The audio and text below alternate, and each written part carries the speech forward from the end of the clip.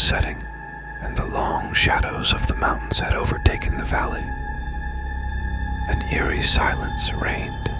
Only the sound of the wind howling through the rocks could be heard. I looked around me. There was no one there. I was alone in the heart of the Devil's Mountain. A shiver ran down my spine.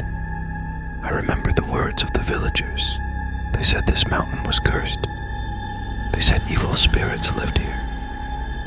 But I didn't believe in those stories. I was an experienced mountaineer and had climbed peaks higher than this one many times. However, I couldn't deny that I felt strange. It was as if someone or something was watching me. I decided to go back to the shelter, a small shelter located on the side of the mountain. I had only taken a few more steps when I suddenly heard a horrible sound, a sound like the scream of a woman in pain.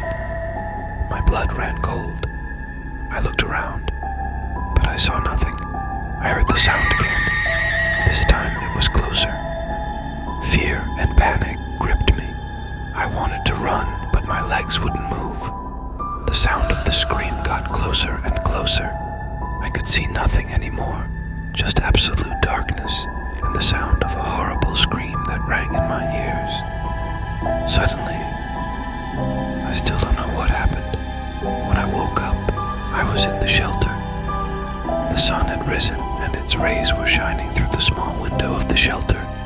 My head was spinning and my body was aching. I got out of the shelter. The morning air was cool and refreshing. I looked at Devil's Mountain.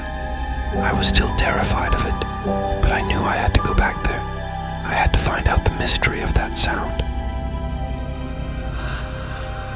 With the sunrise, some of my fear and anxiety subsided. I returned to the shelter and regained my strength by eating some food and drinking water. I was still tormented by the mystery of that horrible sound.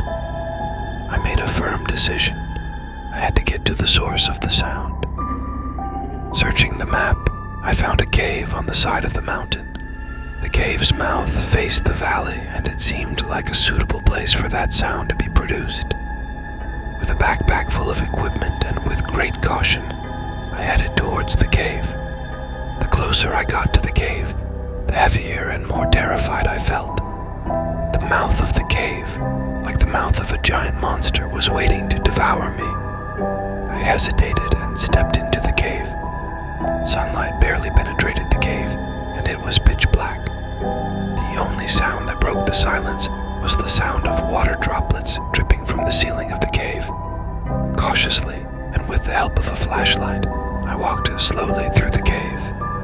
The air in the cave was cold and humid, and there was an unpleasant smell in it. Suddenly, the sound of a horrible scream reached my ears again. This time, the sound was clearer. I froze with fear. I turned the flashlight towards the source of the sound. In the depths of the cave, in the shadows, I saw something that made me shiver.